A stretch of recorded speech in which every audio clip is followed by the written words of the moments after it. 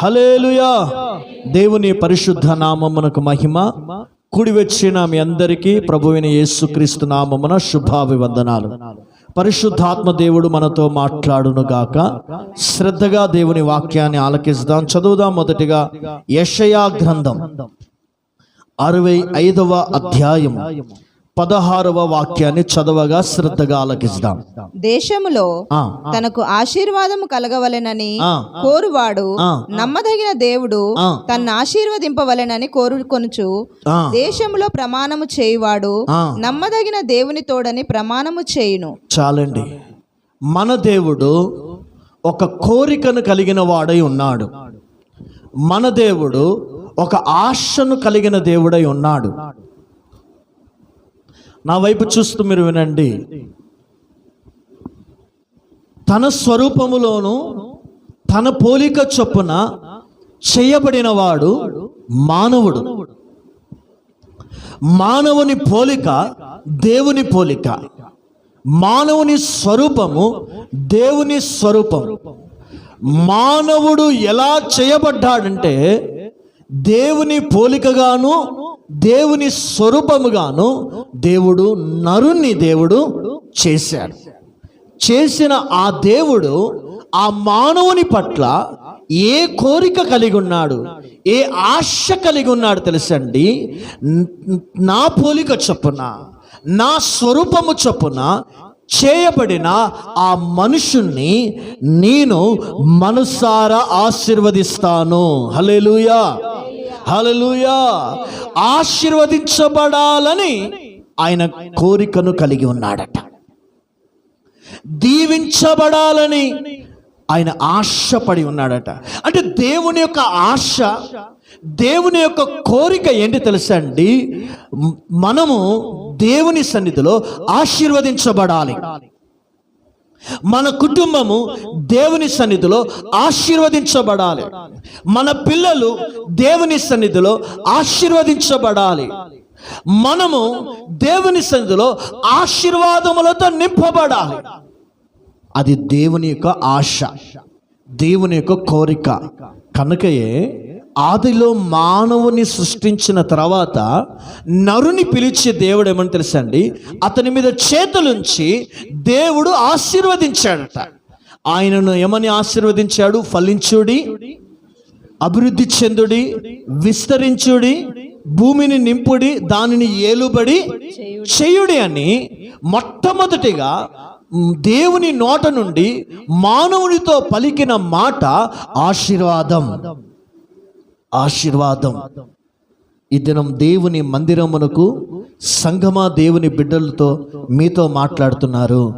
పరలోకమందున దేవుడు నీ పట్ల ఒక ఆశ కలిగి ఉన్నాడు, నా పట్ల ఒక కోరిక కలిగి ఉన్నాడు. మనం ఆశీర్వదించబడిన వారుగా ఉండాలి. ఆమేన్ చెప్పండి. హల్లెలూయా. మనం ఆశీర్వదించబడే వారిగా ఉండుట కొరకు దేవుడు ఉద్దేశం కలిగి ఉన్నాడు. అందుకే ఆదిలో మానవుని దేవుడు 5 విధాలుగా దేవుడు ఆశీర్వదించాడు. కానీ ఆజ్ఞను అతిక్రమించి పాపములో పడిపోయి ఆ యొక్క ఆశీర్వాదములకు ఆ మానవుడు ఏమయ్యాడండి? దూరం అయిపోయాడు.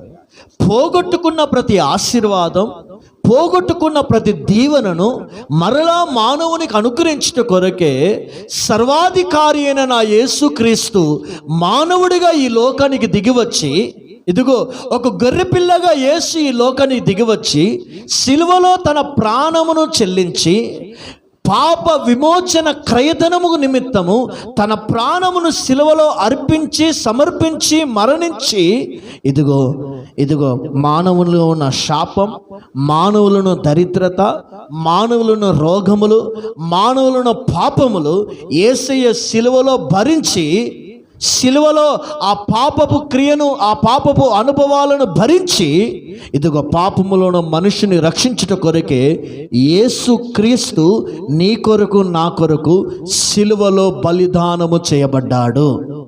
ఆమేన్. ఎందుకు దేవుడు సిలువలో తన ప్రాణాన్ని పెట్టాడంటే ఆశీర్వాదముతో మనం నింపబడుట కొరకు. ఆశీర్వాదము చేత మనం నింపబట్టు కొరకు. అందుకే దేవుని వాక్య గ్రంథములోను మనం చూసినట్లయితే మన దేవుడు అటండి ఆశీర్వాదములకు వారసులగుట కొరకే దేవుడు మనల్ని ఏం చేశాడండి? పిలిచాను. హల్లెలూయా. దేవుడు ఎక్కడికి వెళ్ళి మనల్ని పిలిచాడు? చీకటిలో ఉన్న మనల్ని, అపరాధముల చేత పాపముల చేత చచ్చిన వారుగా ఉన్న మనల్ని యేసయ్య తన రాజ్యము కొరకు మనల్ని పిలిచాడు. ఎందుకు పిలిచాడంటే ఆశీర్వదించబడుట కొరకే. ఆమేన్ చెప్దాం. హల్లెలూయా. ఆశీర్వదింపబడుట కొరకు దేవుడు నిన్ను పిలిచాడు. ఆశీర్వదింపబడుట కొరకు దేవుడు నన్ను పిలిచాడు. ఆశీర్వాదముతో నింపబడ్డ కొరకు, ఆశీర్వాదములను ఏలుబడి చేయట కొరకు మన కుటుంబాన్ని దేవుడు, సంఘమును దేవుడు, మనుషులను పిలిచాడు. దేవుడు ఎల్తివాడు నీ దేవుడు అంటే శిపించే దేవుడు కాదు, ఆశీర్వదించే దేవుడు. మారాతో నింపే దేవుడు కాదు, మధురమైన జీవితం ఇచ్చే దేవుడు. దుఃఖముతో నింపే దేవుడు కాదు, కన్నీళ్లతో నింపే దేవుడు కాదు, సంతోషాన్ని, ఆనందాన్ని ఇచ్చే దేవుడు. వేదనకు గురి చేసే దేవుడు కాదు, బాధలకు గురి చేసే దేవుడు కాదు, వాటిలోని విడిపించే దేవుడు. అవమానపరిచే దేవుడు కాదు, సన్మానాన్ని కలగజేసే దేవుడు. ఘనహీనపరిచే దేవుడు కాదు, ఘనపరిచే దేవుడు. బలహీనపరిచే దేవుడు కాదు, బలముతో నింపే దేవుడు. హల్లెలూయా. అందరు చెప్పండి గట్టిగా, హల్లెలూయా. గట్టిగా చెప్దాం, హల్లెలూయా. విశ్వాసంతో చెప్దాం, హల్లెలూయా. మనం ఆశీర్వదించబడాలి. నువ్వు ఆశీర్వదించబడటే దేవుడు నిన్ను ఈ లోకములో నుండి రక్షించుకున్నాడు. మనం ఆశీర్వాదకరమైన జీవితం చేయట కొరకే యేసయ్య నీ కొరకు, నా కొరకు ప్రాణం పెట్టాడు. మనం ఆశీర్వదింపబడ్డ కొరకే ఆయన మరణపు ముళ్ళను విరిచి పునరుత్థానుడై సమాధిని గెలిచాడు. మనం ఆశీర్వదించబడాలి. అందుకే దేవుని సంగమా, విశ్వాసులారా, దేవుని బిడ్డలమైన మనం ఎలా ఆశీర్వదించబడతాం తెలుసా అండి? క్రీస్తు ద్వారానే మనము ఆశీర్వదించబడతాం. యేసు క్రీస్తు అను నా ప్రభు ద్వారానే మనము ఆశీర్వదించబడతాము. యేసు క్రీస్తు ప్రభువే మనల్ని ఆశీర్వదించాలి. ఆమేన్ చెప్పండి. హల్లెలూయా. ఎవరు నిన్ను ఆశీర్వదించాలి? యేసయ్య నిన్ను ఆశీర్వదించాలి. మనుషులు కాదు, రాజులు కాదు, నాయకులు కాదు, యేసుక్రీస్తు ప్రభుల వారు నిన్ను ఆశీర్వదించాలి. హల్లెలూయా. దేవుని వాక్య గ్రంథములో నుండి మనం చూసినట్లయితే ఒక మాటను చదివి నేను ముందుకు వెళ్తాను. ఎఫెసీయులకు రాసిన పత్రిక 1వ అధ్యాయం 3వ వచనం. మన ప్రభువైన యేసుక్రీస్తు యొక్క తండ్రియగు దేవుడు స్తుతింపబడును గాక. ఆయన క్రీస్తునందు పరలోక విషయములలో ఆత్మ సంబంధమైన ప్రతి ఆశీర్వాదమును మనకు అనుగ్రహించెను. ఇప్పుడు నా వైపు చూస్తూ మీరు వినండి. యేసు క్రీస్తు ద్వారానే మనకేమి అనుగ్రహింపబడుతున్నాయి? ఆశీర్వాదములు అనుగ్రహింపబడుతున్నాయి. హల్లెలూయా.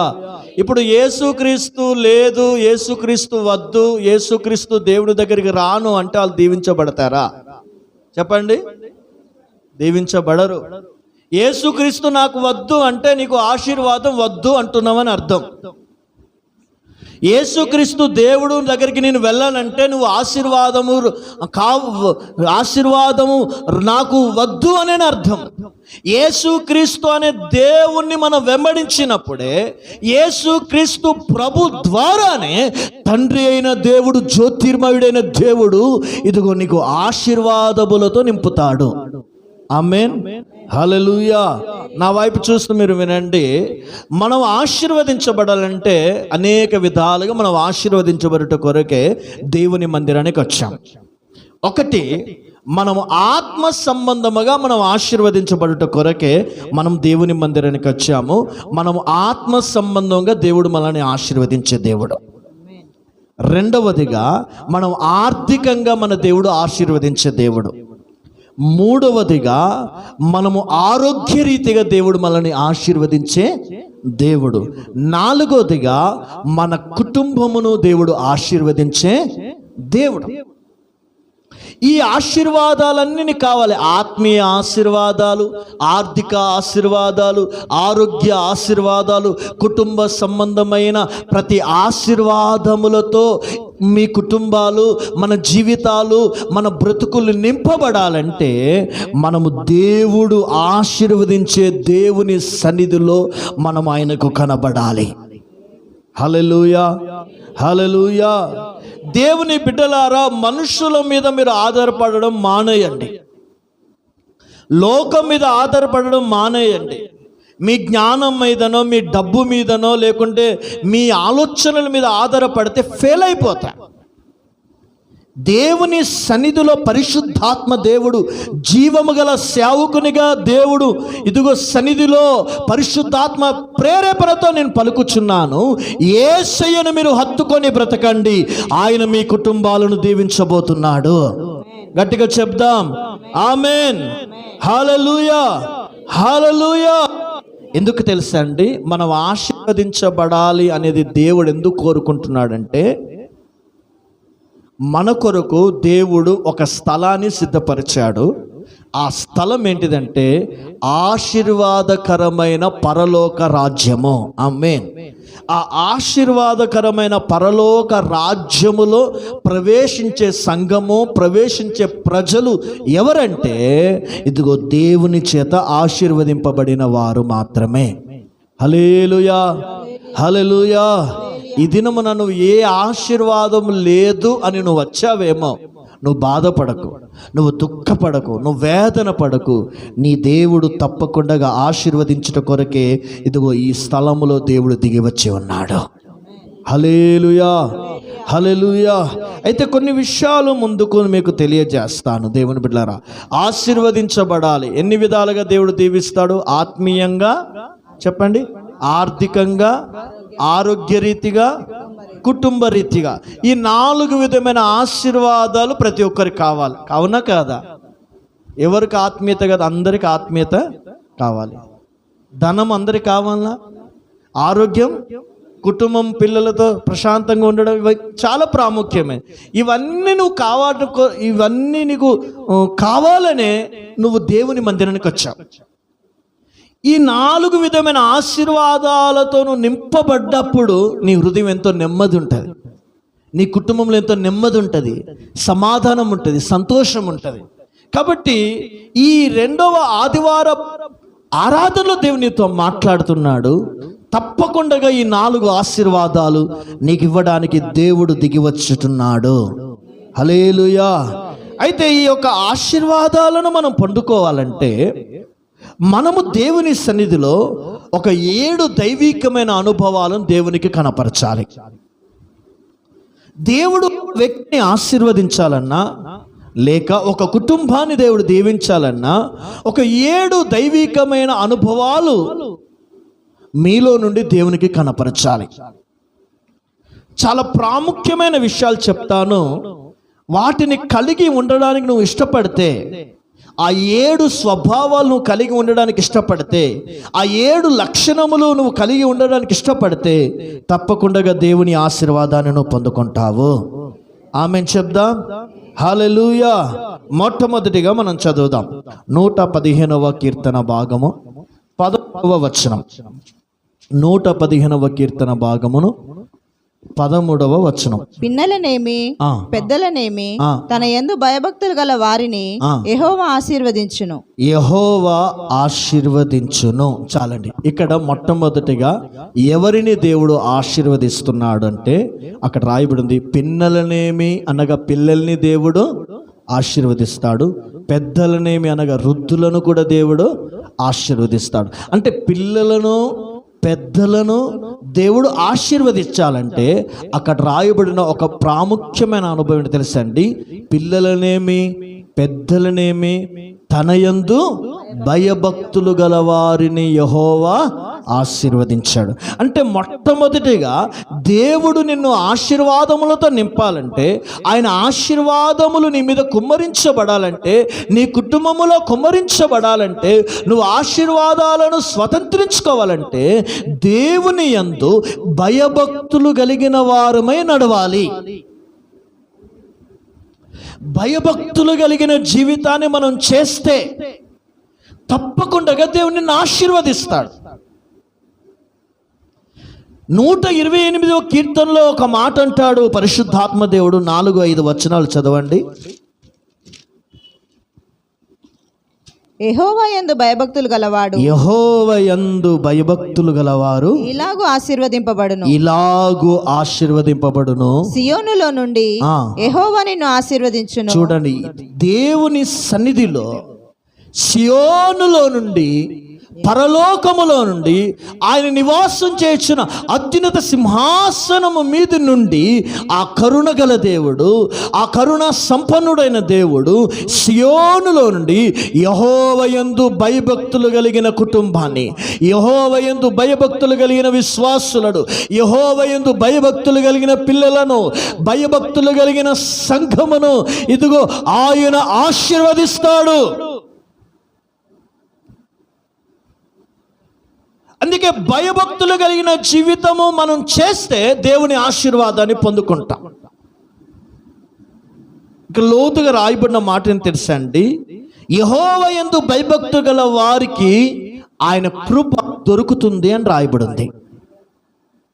భూమి కంటే ఆకాశం ఎంత ఉన్నతమైనదో దేవుని యందు భయభక్తులు కలిగి వారికి ఆయన కృప అంత అధికముగా వారి మీద ఉండును అని రాయబడింది.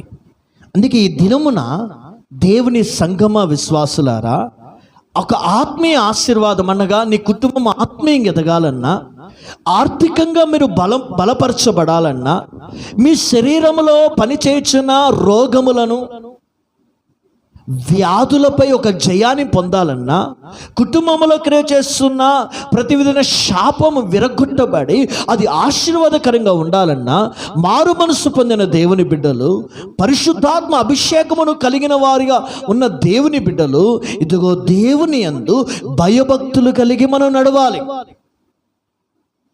భయభక్తులు కలిగిన కుటుంబాలను దేవుడు దీవిస్తాడు. భయభక్తులు కలిగిన కుటుంబము ద్వారా దేవుని నామం మహిమపరచబడతాయి. భయభక్తులు కలిగిన పరిశుద్ధులకు, భయభక్తులు కలిగిన కుటుంబానికి, భయభక్తులు కలిగిన విశ్వాసులకు, భయభక్తులు కలిగిన ఇదిగో దేవుని ప్రజలకి దైవ దర్శనం కలుగుతుంది. బైబిల్లో కొర్నేలి అనే ఒక వ్యక్తి గురించి రాయబడింది. వారి కుటుంబం గురించి దేవుడిచ్చిన సాక్ష్యాన్ని మనం చదువుదాం. అపోస్తుల కార్యములు 10వ అధ్యాయం 1-2 వాక్యములు చదువుదాం. ఇటలీ పటాలమనబడిన పటాలములో శతాధిపతి అయిన కొర్నేలి అను భక్తిపరుడొకడు కైసరయాలో ఉండెను. అతడు తన ఇంటి వారందరితో కూడా దేవుని యందు భయభక్తులు గలవాడై ఉండి, దేవుని యందు ఎలా ఉన్నారండి వారి కుటుంబము? భయభక్తులు కలిగిన కుటుంబం. చాలండి. ఇప్పుడు మనకేముండాలి? భయభక్తులు కలిగిన కుటుంబముగా మనం ఉంటే దేవుడు తప్పకుండా ఆశీర్వదిస్తాడు. మనకేముండాలి? భక్తి ఉండాలి, ప్లస్ భయం ఉండాలి. ఈ భక్తి, ఈ భయము రెండు ఉన్నప్పుడే ఆశీర్వాదం. ఒక పక్షి ఎగరాలంటే 2 రెక్కలు ఉండాలి. 2 రెక్కలు లేకుండా ఆ పక్షి ఆకాశంలోకి ఎగరలేదు. అలాగనే జీవము గల దేవుడు మనల్ని ఆశీర్వదించాలంటే ఈ యొక్క 2 అనుభవాలు నీ ఇంటిలో ఉండాలి, నీ కుటుంబంలో ఉండాలి, నీ హృదయంలో ఉండాలి. భక్తి ఉండాలి. భక్తి అంటే ఏంటిది? దేవుని వాక్యం, దేవుని ప్రేమించుట ఒక భక్తి. దేవుని సన్నిధిలో నమ్మకంగా ప్రార్థన చేయుట ఒక భక్తి. దేవుని మందిరానికి క్రమము తప్పకుండా కుటుంబ సమేతంగా దేవునిని దర్శించాలి, దేవుని ఆశీర్వాదాన్ని పొందాలని ఆ యొక్క క్రమాన్ని తప్పకుండా ఆయన సన్నిధిలో కూర్చుండుట, ఆయన సన్నిధిని ప్రేమించుట ఒక భక్తి. ఆయన మందిరములో పరిచర్య చేయుట ఒక భక్తి.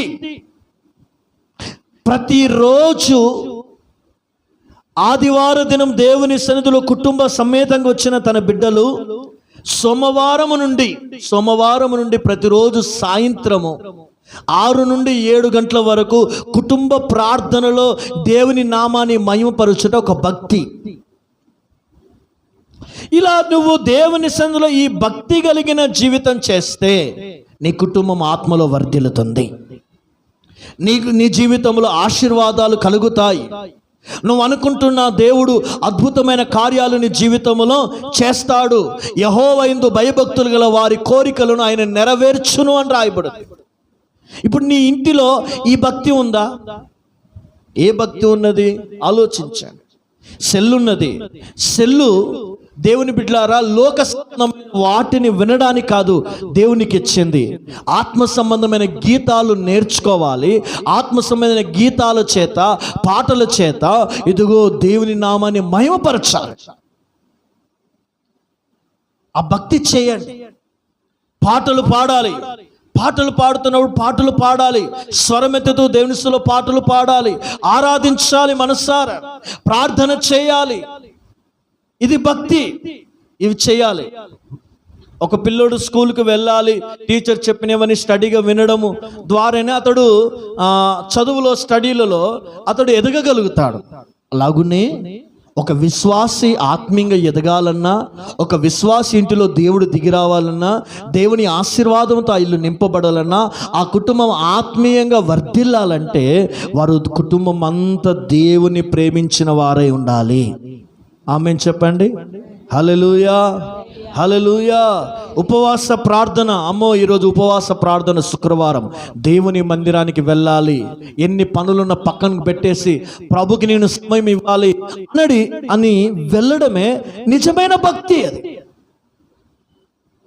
అందుకే బైబిల్లో రాయబడింది, దానియేలు 3 ముఖాల మీద ఉండి ప్రార్థన 3 దినములు 3 మార్లు ఆయన చేసేవాడండి, ప్రార్థన చేశాడు. దావీదు ఉదయము, మధ్యాహ్నము, సాయంకాలము ప్రతిరోజు దినమునకు 7 మార్లు దేవుని స్తుతించాడు. ఉదయము, మధ్యాహ్నము, సాయంత్రం దేవుని సన్నిధిలో ప్రార్థించాడు. ఇది భక్తి.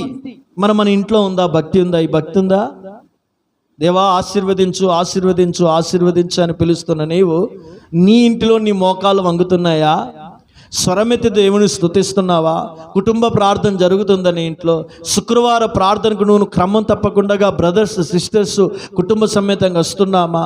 దేవుని సన్నిధిలో ఆ దైవీకమైన భక్తిని మనం కలిగి ఉంటే చాలండి, పరలోకమందున దేవుడు దిగి వచ్చి నిన్ను ఆశీర్వదిస్తాడు.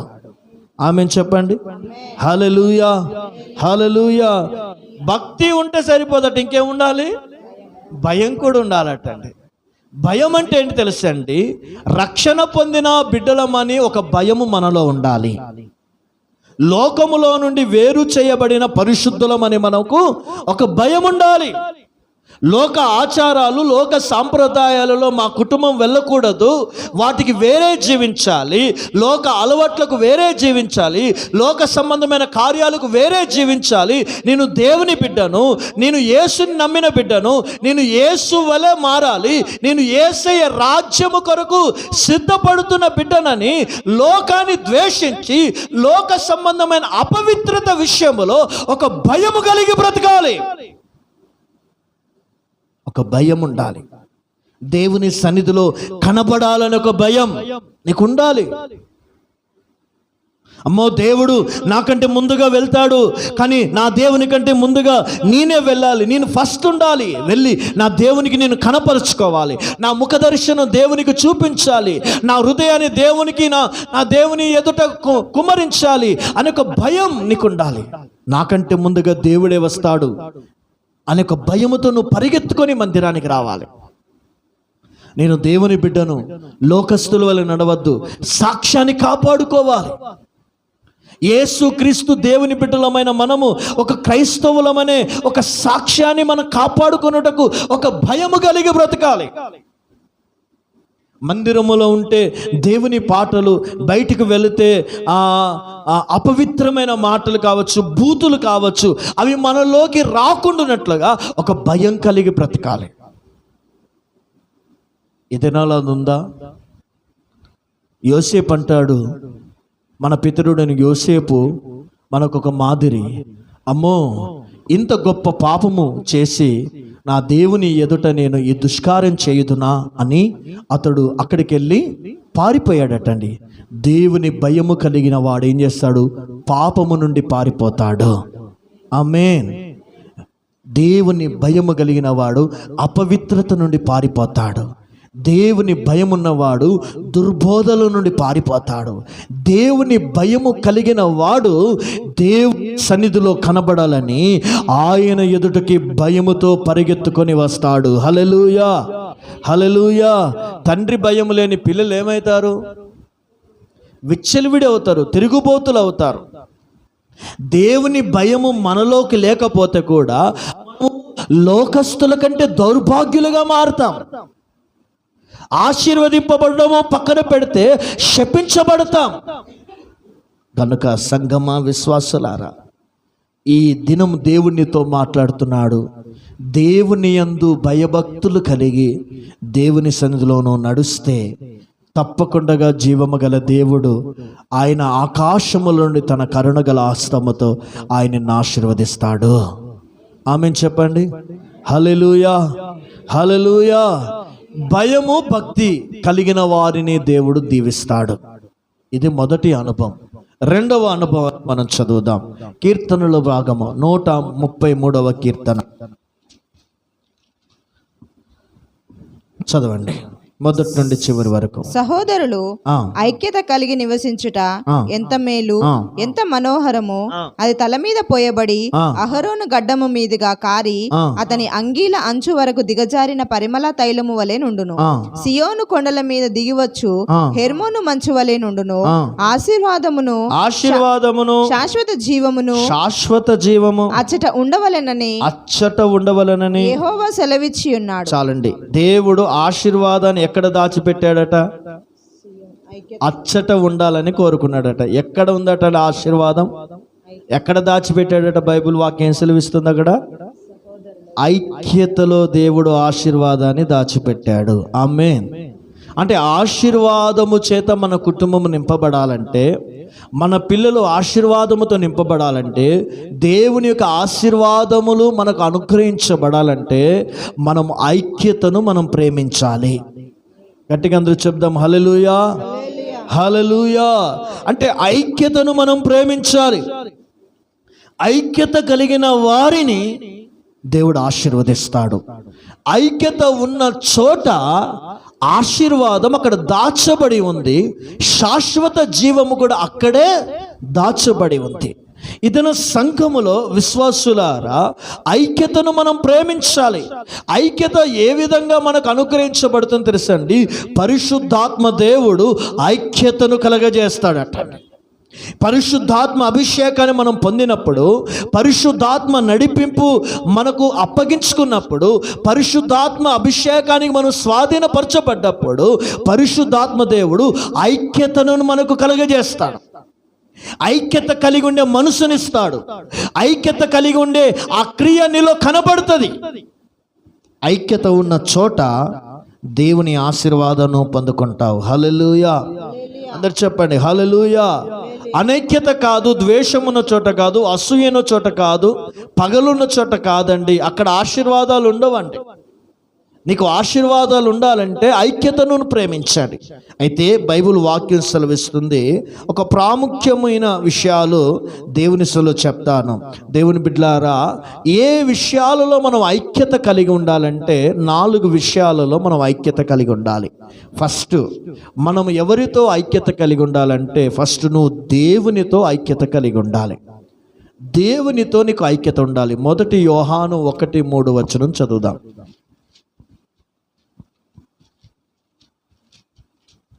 మొదటి యోహాను 1:3.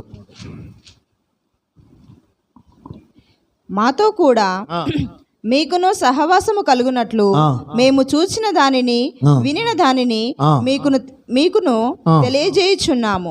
మన సహవాసమైతే తండ్రితో కూడాను ఆయన కుమారుడైన యేసుక్రీస్తుతో కూడాను ఉన్నది. చూడండి, ఎవరితో మనకు ఐక్యత ఉండాలంటే ఫస్ట్ దేవునితో, తండ్రి అయిన దేవునితో ఒక ఐక్యత, కుమారుడైన యేసుక్రీస్తుతో ఒక ఐక్యతను మనం కలిగి ఉండాలి.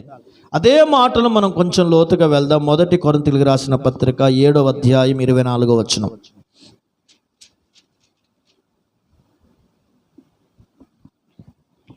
సహోదరులారా, ఆ. ప్రతి మనుషుడును ప్రతి మనుష్యుడు ఏ స్థితిలో పిలువబడెనో ఏ స్థితిలో పిలువబడినో ఆ స్థితిలోనే ఆ, దేవునితో సహవాసము కలిగి ఉండవలెను. దేవునితో ఐక్యత కలిగి ఉండవలెను. హల్లెలూయా.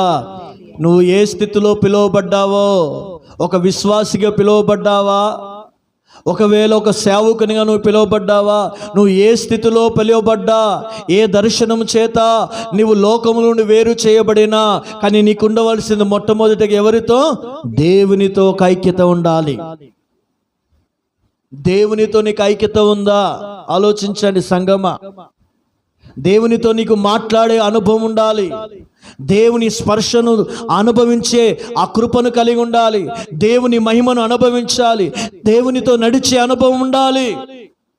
ఆ ఐక్యతను మనం స్థిరపరచుకోండి. ఫస్ట్ దేవునితో, దేవుని కార్యాలతో, దేవునితో నడిచే అనుభవం, దేవునితో కూర్చునే అనుభవం, దేవునితో మాట్లాడే అనుభవం, దేవునితో సహవాసం చేసే అనుభవం, దేవుని మహిమను సన్నిధిని అనుభవించే అనుభవములో మనం ఫస్ట్ దేవునితో ఒక ఐక్యతను మనం కాపాడుకోవాలి. ఆమేన్ చెప్పండి. హల్లెలూయా. దేవుడు వద్దు అని అనకూడదు. ఆనాడు ఇశ్రాయేలీల కుటుంబాల్లో కరువు వచ్చిందటండి. సొమ్రోను పట్టణం అంతా కరువు వచ్చింది. తినడానికి తిండి లేదు, వాళ్ళకి తిండి లేదు, వర్షము లేదు, భూమి ఎండిపోయింది, పొలం లేదు. ఎందుకు లేదు? కారణం ఏంటి తెలుసండి? వారు దేవునితో ఉండవలసిన వారు బయలుతో ఉండడానికి సిద్ధపడుతున్నారు. ఈ సమయమున రక్షణ పొందిన దేవుని బిడ్డలు దేవునితో ఒక ఐక్యత కలిగి ఉండాలి. మనుషులతో సెకండ్, లోకముతో రెండవది. ఫస్ట్ దేవునితో నీకు సంబంధం, దేవునితో ఒక ఐక్యత కలిగి ఉన్న ప్రతి కుటుంబములో ప్రతి విశ్వాసిని దేవుడు ఆశీర్వదిస్తాడు. ఆమేన్ చెప్పండి. హల్లెలూయా. రెండవదిగా సేవకులతో ఒక ఐక్యత ఉండాలండి మనకి. ఎవరితోటండి? సేవకులతో. నిర్గమకాండం 17వ అధ్యాయం 10-12 వచనాలు చదువుదాం.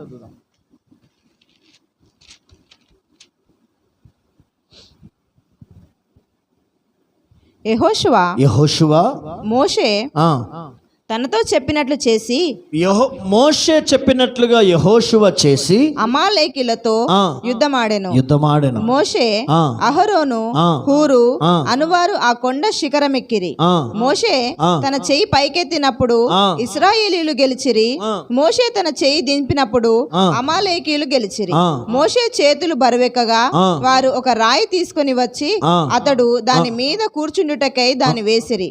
అహరోను హూరులు ఒకడు ఈ ప్రక్కను ఒకడు ఆ ప్రక్కను అతని చేతులను ఆదుకున్నాడు. చాలండి. ఇక్కడ సేవకునితో ఒక ఐక్యతను మనం చూస్తున్నాం. అక్కడ సేవకుడు ఎవరు? మోషే. దైవజనుడైన మోషే అమాలేకులకు ఇశ్రాయేలులకు యుద్ధం జరుగుతున్న వేళలో దైవజనుడు మోషే అంటాడు యెహోషువతో, నువ్వు సైన్యాన్ని తీసుకొని వెళ్ళి ఇదిగో అమాలేకులతో యుద్ధమాడన్న వెంటనే మోషే చెప్పినట్టుగా, సేవకుడు చెప్పినట్టుగా వెళ్ళి యెహోషువ యుద్ధమాడుతున్నాడు. మోషేకి చేతులు బరువెక్కినప్పుడు అతన్ని ఆదుకోవడానికి వచ్చింది ఎవరు? అహరోను ఊరు. అంటే దేవుని బిడ్డలారా, అహరోను ఊరు, ఇశ్రాయేలీలు, ఈ యెహోషువ, ఆ పరిచారకుడైన యెహోషువ, వీళ్ళందరూ ఎవరితో కలిసి సహవాసం చేస్తున్నారు? ఎవరితో ఐక్యత కలిగి ఉన్నారు? ఎవరి మాటకు విధేయత కలిగి వారు నడవడం ద్వారా అమాలేకులను జయించారు. దేవుడు వారి మీదకి దిగివచ్చి శత్రువులపై విజయం ఇవ్వడం గల కారణం ఏంటి తెలుసండి? ఒకటే, మోషే అను దైవజనుడి చేత వారు ఐక్యత కలిగి ఉండడం ద్వారా అమాలేకుల మీద వారు విజయాన్ని పొందుట కొరకు దేవుడు వారి మధ్యలోకి దిగి వచ్చాడు. ఆమేన్. హల్లెలూయా. నీ ఇంటిలో ఉన్న శాపం విరగొట్టబడాలి, నీ కుటుంబంలో చీకటి తొలగించబడాలి, నీ జీవితంలో ప్రతి విధమైన పరిస్థితులన్నీ మార్చబడాలంటే సేవకునితో మంచి సహవాసాన్ని కలిగి ఉండు. సేవకులతో మంచి ఐక్యత కలిగి ఉంటే తన సేవకుడు మీ మీద చేతులుంచి ప్రార్థించినా, తన సేవకుని నోటి నుండి ఏ మాట దిగి వచ్చినా, తన సేవకుడు ఏ మాట పలికినా మీరు ఆశీర్వదించబడతారు. ఆమేన్ చెప్పండి. హల్లెలూయా. హల్లెలూయా. అందుకే సేవకునితో ఎక్కువ ఐక్యత కలిగి ఉండండి. సేవకునితో ఎక్కువ కలిసి ఉండడానికి ఐక్యతను స్థిరపరచుకోండి. ఆ కుటుంబాలు, ఆ విశ్వాసులు తప్పకుండా దేవుడిని దీవిస్తాడు. మూడవదిగా సంఘముతో ఒక ఐక్యత కలిగి ఉండాలి. ఎవరితోటండి? సంఘంతో ఉండాలి. అపోస్తుల కార్యములు 12వ అధ్యాయం 5వ వచనం చదవండి. అపోస్తుల కార్యములు 12వ అధ్యాయం 5వ వచనం. పేతురు చెరసాలలో ఉంచబడెను. సంఘమైతే అతని కొరకు అత్యాసక్తితో దేవునికి ప్రార్థన చేయుచుండెను. చూడండి, సంఘమైతే అంటే ఏంటి? సంఘం అందరు కలిస్తేనే సంఘం. అంటే విశ్వాసులందరూ ఏం కావాలండి? ఐక్యత కలిగి ఉండాలి. సంఘమంతా కలిసి వారు ప్రార్థన చేసినప్పుడు ఏం జరిగింది? చెరసాలలో ఉన్న పేతురు విడుదల పొందుట కొరకు పరలోకం నుండి దేవదూత దిగి వచ్చింది. సంఘమంతా ఐక్యత కలిగి ప్రార్థన చేసినప్పుడు, అంటే సంఘముతో నువ్వు ఐక్యత కలిగి ఉంటే, సంఘాన్ని నువ్వు ప్రేమిస్తే, సంఘ సహవాసాన్ని గౌరవిస్తే, సంఘ సహవాసాన్ని హత్తుకొని ఉంటే, సంఘముతో కలిసి ఏకీభవించే మనసు నీలో ఉంటే, నీ ఇంటిలో ఉన్న ప్రతి చెరసాలలో ఉన్న ప్రతి విధమైన శాపము కావచ్చు, దుఃఖమే కావచ్చు, బాధలే కావచ్చు, కష్టాలే కావచ్చు, పాతాళపు వేదనలే కావచ్చు, సాతాను శోధనలే కావచ్చు, సంఘముతో కలిసి ఐక్యత సంఘముతో కలిసి ఏకీభవించి ప్రార్థనలను నడిస్తే తప్పకుండా దేవుడు నిన్ను ఆశీర్వదిస్తాడు. ఆమేన్ చెప్దాం. హల్లెలూయా, హల్లెలూయా. అందుకే సంఘములో విభజన ఉండకూడదు. సంఘములో విభజించే అనుభవం ఉండకూడదు. సంఘములో ఇండిపెండెంట్ ఉండకూడదు. సంఘములో కుల సంబంధమైన అనుభవాలు ఉండకూడదు. సంఘములో ఇదిగో ధనికుడు పేదవాడు అనేది ఉండకూడదు. సంఘములో ఆరోగ్యవంతుడు అనారోగ్యస్తుడు అని ఉండకూడదు. సంఘములో ప్రాంతీయ భేదాలు ఉండకూడదు. సంఘం అంటేనే యేసు శరీరం. సంఘములో చేర్చబడిన ప్రతి ఒక్కరూ నీ సహోదరుడై ఉన్నాడు. కాబట్టి నీ సహోదరుని, నీ ఇంటిని, నీ కుటుంబాన్ని, నీ శరీరాన్ని ప్రేమించినట్లుగా నీ పొరుగువాని కుటుంబాన్ని కూడా క్రీస్తు ప్రేమను బట్టి ఇదిగో ఐక్యత కలిగి మనం ఉండాలి. ఆమేన్ చెప్పండి. హల్లెలూయా. ఆ ఐక్యతను మనం కలిగి ఉన్నప్పుడు దేవుడు మనల్ని ఆశీర్వదిస్తాడు. 4వదిగా చదువుదాం. యోబు గ్రంథం 1వ అధ్యాయం 4వ వచనం. యోబు గ్రంథం 1:4. అతని కుమారులందరూ వంతుల చొప్పున అనుదినము ఒకరికొకరు తమ తమ ఇండ్లలో విందు చేయనై కూడినప్పుడు తమ ముగ్గురు అక్క చెల్లెండ్రను తమతో కలిసి అన్నపానములు పుచ్చుకొనవలెనని వారిని పిలిపించుచూ వచ్చాను. యోబు కుటుంబము చుట్టూ దేవుడు ఏం వేశాడంటే కంచె వేశాడు. యోబు చేసిన పనిని దేవుడు ఏం చేశాడండి? ఆశీర్వదించాడు. యోబు ఊజు దేశమంతట్లో అతని వంటి గొప్పవాడు ఎవడు లేడు.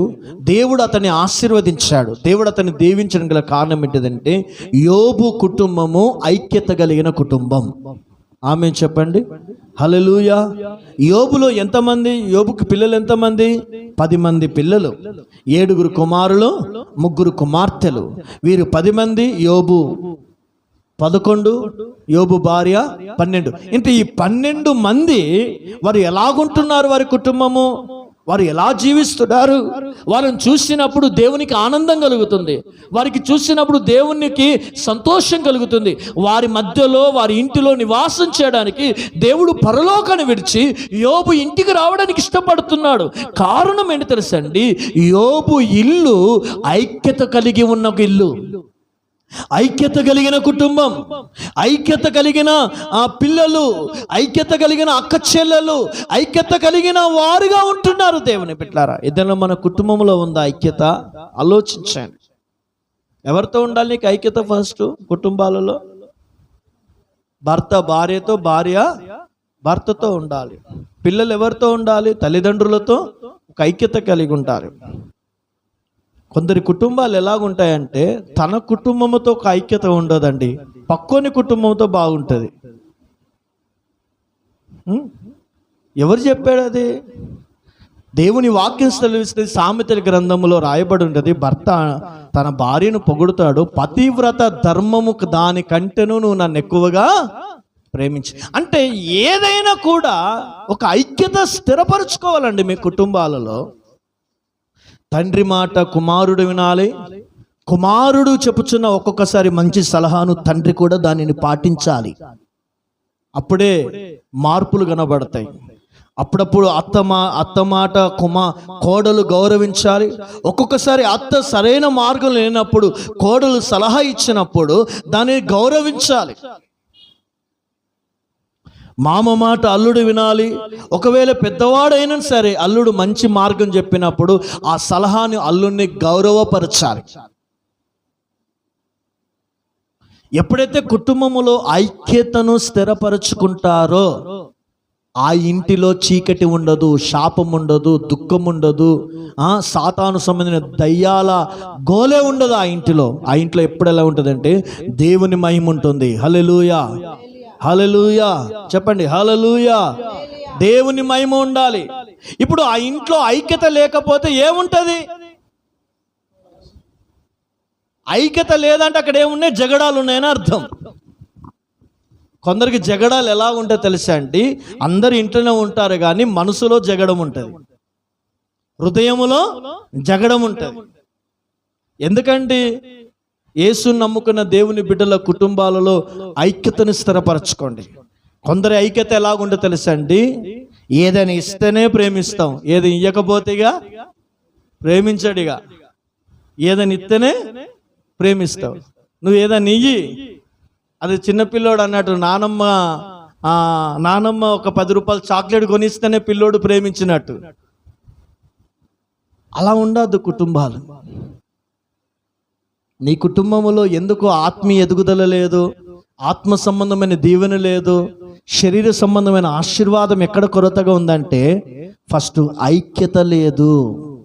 శరీరాలు ఒకవేళ కలిసిన మనసులలో ఐక్యత లేదేమో. దేవుని వాక్యం సెలవిస్తుంది, తన తల్లిని తన తండ్రిని విడిచి తన భార్యను ఏం చేయాలండి? హత్తుకోవాలని రాయబడింది. ఒక ఎగ్జాంపుల్ చెప్తాను, మీ కుటుంబాలలో అది చాలా దీవెనకరంగా ఉంటుందండి. ఆమేన్. అది ఎవరైతే చేస్తారో వారు చాలా బ్లెస్ అవుతారు. భర్త ఎవరిని హత్తుకోవాలటండి? చెప్పండి గట్టిగా, ఆ మాట చదవండి. ఆది కాండంలో ఆ మాట ఉంటుంది. కాబట్టి చూడండి ఆ మాట ఎంత చక్కటి. కాబట్టి పురుషుడు 2:25 పురుషుడు 2:24 తన తండ్రిని తన తల్లిని విడిచి తన భార్యను హత్తుకొనును వారు ఏక శరీరమై ఉందురు. చాలండి. భర్త ఎవరిని హత్తుకోవాలి? చెప్పండి. తన భార్యను హత్తుకోవాలి. ఎందుకు తన భార్యను హత్తుకొని ఉండాలి? వారిద్దరు ఏమై ఉన్నారండి? ఏక శరీరమై ఉన్నారు. ఇప్పుడు నిజంగా భర్త తన భార్యను ప్రేమిస్తే అతడు మరలా రెండో కుంపటి పెడతాడా? నిజంగా చెప్పు. నీ గుండెల మీద చేసుకొని చెప్పు, పెడతావా? మోసం చేసినట్టే కదా. ఇప్పుడు ఆ భార్య ఉసురు ఆయనకు తాకదా? ఎందుకు పెళ్లి చేసుకుంటారు మరి? ఎందుకు? వేస్ట్ కదా. సంసారం విలువ, ఆ యొక్క కుటుంబ విలువలు లేనివాడు వివాహం చేసుకోకుండా ఉండడం మంచిది. ఒకరిని బాధ పెట్టద్దు, ఒక తల్లిదండ్రులను భార్యను బాధ పెట్టద్దు. ఇప్పుడు ఒక్కసారి ఆలోచించండి, భార్యను హత్తుకోవాలి.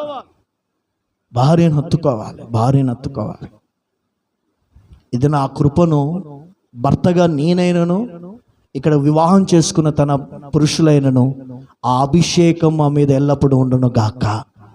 ఆమేన్. హల్లెలూయా, హల్లెలూయా. ఎన్నో మాటలు చెప్తారండి నీ భార్య గురించి తప్పుగా. ఇలా మాట్లాడింది, అలా మాట్లాడింది, ఇలా వెళ్ళింది, అక్కడికి వెళ్ళింది, ఇక్కడికి వెళ్ళింది, అనేక రకాలుగా మాటలు చెప్తే నువ్వు వినడం ద్వారా ఏం జరుగుతుందో తెలుసా అండి? నీ కుటుంబము నువ్వే పాడు చేసుకుంటున్నావు. భార్యాభర్తల మధ్యలో గొడవకు రావడం గల కారణం ఏంటిదంటే తన భార్యను హత్తుకోవడం లేదు. ఎప్పుడైతే హత్తుకొని ఉంటాడో ప్రేమిస్తాడో, తన శరీరాన్ని ప్రేమించినట్లుగా తన భార్యను హత్తుకొని ప్రేమిస్తాడో, తప్పకుండా అక్కడ దేవుని ఆశీర్వాదం ఆ ఇంటిలో ఉంటుంది. హల్లెలూయా, హల్లెలూయా. భార్య గురించి రాయబడినది కీర్తనకాడు అంటాడు, కుమారి నీ స్వజీవనమును నీ ఇంటి వారిని మరువము. ఎవరిని హత్తుకోవాలి ఇప్పుడు ఈమె? భర్తను కాదు, అత్తను హత్తుకోవాలి. ఎవరిని హత్తుకోవాలి? అత్తను. నయోమి ఎవరిని హత్తుకుంది? ఇప్పుడు గొడవలు అవుతాయా? సారీ, రూతు ఎవరిని హత్తుకుందండి? నయోమిని హత్తుకుంది. ఇప్పుడు నయోమిని అత్తను హత్తుకుంది కాబట్టి ఆ ఇంట్లో గొడవలు అవుతాయా? కావు కదా. భర్త భార్యను హత్తుకోవాలి. ఇదిగో ఇంటి కోడలు అత్తను హత్తుకోవాలి. ఆ ఇంట్లో గొడవలు అవుతాయా? ఆ ఇంట్లో సమస్యలు వస్తాయా? ఆ ఇంట్లో బాధలు వస్తాయా? మా అమ్మకు అన్నం పెట్టలేదని ఈయన గోల చేస్తాడా? చేయడు కదా. ఈమె ముఖం ఎందుకు మారుస్తుంది? ఈమె అన్నం పెట్టలేదేమని కదా. వాళ్ళిద్దరి మధ్యలో గొడవే కదా, చిక్కగే కదా. అంటే గ్రహించండి సంగమ విశ్వాసులారా, ఇది చాలా లోతైన మాట. ఇది ఒక భార్యాభర్తల మధ్యలో ఒక కుటుంబ విలువలు కలిగిన పరిశుద్ధులుగా ఉంటున్న వారి కుటుంబాలు చూడండి, ఆ దైవీకమైన విలువలు కలిగి ఉన్నంతసేపే ఆ ఇంటిలో దేవుని ఆశీర్వాదం ఉంటుంది. భార్యను భర్త హత్తుకొని ఉండాలి. ఈ యొక్క ఇంటికి వెళ్ళిన ఆ స్త్రీ తన భర్త యొక్క తల్లిని హత్తుకొని ఉన్నప్పుడు ఆమె ఎక్కడ పాపం చేయడానికి ఆస్కారం లేదు, ఈయన ఎక్కడ పాపంలో పడిపోవడానికి ఆస్కారం లేదు. ఆ ఇంటిలో పరిశుద్ధత నిలబడుతుంది. ఆమేన్, హల్లెలూయా, హల్లెలూయా. లేకపోతే ఆ ఇంటిలో ఎప్పుడు గొడవలే ఉంటాయండి, ఎప్పుడు సమస్యలే ఉంటాయండి, ఎప్పుడు అసమాధానమే ఉంటుందటండి. అందుకే దేవుని వాక్యం సెలవిస్తుంది, రూతుకు భర్త చనిపోయాడు, వెళ్ళిపోవచ్చు కదా, కానీ ఆమె ఏం చేసింది? నయోమిని హత్తుకుందా లేదా? అత్తగారిని. ఈ దినమున ఆ కృపను, ఆ అభిషేకాన్ని పొందుకున్నప్పుడు ఆ ఇంటిలో ఆశీర్వాదం ఉంటుంది. హల్లెలూయా, హల్లెలూయా. ఆ అనుభవాన్ని, ఆ ప్రత్యక్షతను కలిగి ఉండాలి. పిల్లలు తల్లిదండ్రులను హత్తుకొని వారు బ్రతికినప్పుడు ఆ పిల్లలు మంచి ప్రయోజకులు అవుతారు. ఆశీర్వాదకరమైన వివాహాలు వారికి జరుగుతాయి, దీవెనకరమైన ఉద్యోగాలు చేస్తారు. వారి తల్లిదండ్రుల యొక్క దీవెన వారికి ఎంతో ఆశీర్వాదాన్ని కలుగజేస్తుంది. హల్లెలూయా. అందరూ చెప్దాం, హల్లెలూయా, హల్లెలూయా. కృపామయుడా నీలోనా, కృపామయుడా నీలోనా నివసింపజేసి నందునా, ఇదిగో నా స్తుతుల సింహాసనం, నీలో నివసింపజేసి నందునా, ఇదిగో నా స్తుతుల సింహాసనం, కృపామయుడా. ఆమేన్, హల్లెలూయా. ఐక్యత కలిగి ఉన్నప్పుడు ఆశీర్వాదం. ఎవరికండి? ఎవరికి ఆశీర్వాదం? ఐక్యత. ఎవరెవరితో ఉండాలి ఐక్యత? దేవునితో, సేవకులతో, సంఘముతో, నీ కుటుంబముతో, భార్య భర్తలు పిల్లలు మంచిగా ఎలా ఉండాలండి మీ ఫ్యామిలీ? ఐక్యత కలిగి ఉంటే దేవుని ఆశీర్వాదం. హల్లెలూయా. మూడవదిగా చదవండి, కీర్తనల భాగము 24:45 వచనం. 24 కీర్తనలు 24:4-5 వచనాలు. సరే, 24:4. వ్యర్థమైన దానియందు మనసు పెట్టకయు కపటముగా ప్రమాణము చేయకయు నిర్దోషమైన చేతులను శుద్ధమైన హృదయమును కలిగి ఉండువాడే వాడు యెహోవా వలన ఆశీర్వాదము నొందును. చూడండి, వాడు యెహోవా వలన ఆశీర్వాదం. ఇక్కడ వినండి, వాడెవడు? దేవుని వాక్యం సెలవిస్తుంది. అక్కడ ఏమని రాయబడినది? వాడు ఎలా ఉంటాడట అండి? వాని క్యారెక్టర్ ఎలా ఉంటుందట? దేవుడు ఆశీర్వదించాడంటే అక్కడ రాయబడి మొదటిగా వ్యర్థమైన వాటి యందు మనసు పెట్టద్దు.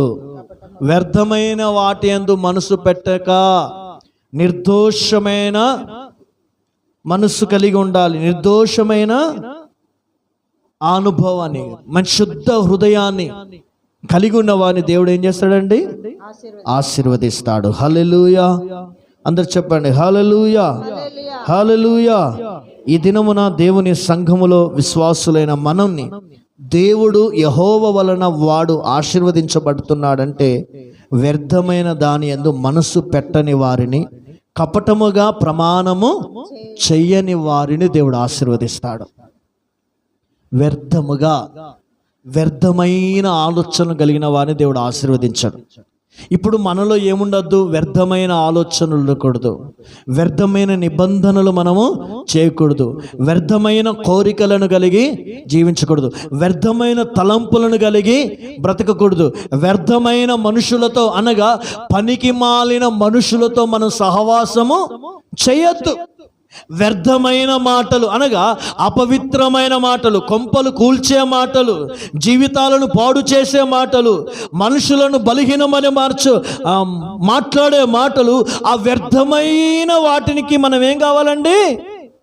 దూరంగా ఉండాలి.